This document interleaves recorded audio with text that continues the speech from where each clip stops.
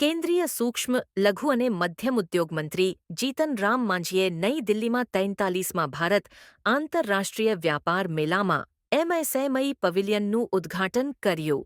Hall number 6માં આવેલું આ pavilion MSME ક્ષેત્રની પ્રગતિ અને સંભાવનાઓને પ્રદર્શિત કરે છે. પવેલિયનનો મુખ્ય વિષય ગ્રીન એમએસએમઈઝ છે, જે એમએસએમઈઝ વચ્ચે સ્વચ્છ અને લીલા ટેકનોલોજી પ્રોત્સાહન આપવા માટે મંત્રાલયના પ્રયાસોને હાઇલાઇટ કરે છે.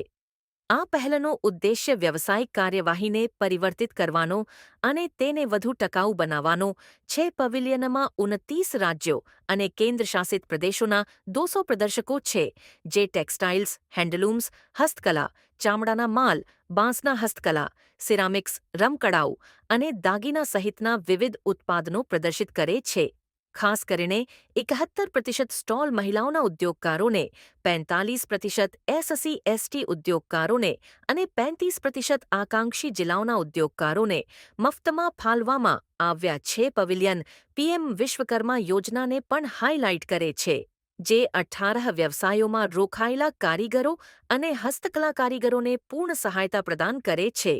આ યોજના 17 સપ્ટેમ્બર 2023ના રોજ વડાપ્રધાન નરેન્દ્ર મોદીએ શરૂ કરી હતી. મંત્રી માંઝીએ વિવિધ પ્રદર્શકો સાથે સંવાદ કર્યો, તેમની ભાગીદારીને પ્રોત્સાહન આપ્યું અને એમએસએમઈ વૃદ્ધિ અને ટકાઉપણાને પ્રોત્સાહન આપવા માટે આવા પ્લેટફોર્મના મહત્વ પર ભાર મૂક્યો.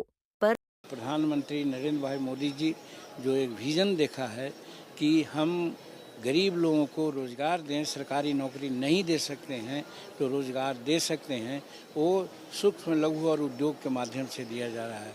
ये सब को हम लोग छोटा छोटा लोन दे करके उनको आत्मनिर्भर बनाना चाहते हैं. यही हमारा एमएसएमई विभाग का लक्ष्य है और उस लक्ष्य को इस वर्ल्ड ट्रेड फेयर में हम लोग परिलक्षित किया है, प्रदर्शित किया है और इसका बहुत व्यापक प्रचार प्रसार हो रहा है, बिक्रियां भी हो रही है और हमारे उद्यमी जितने लोग हैं बहुत खुश हैं.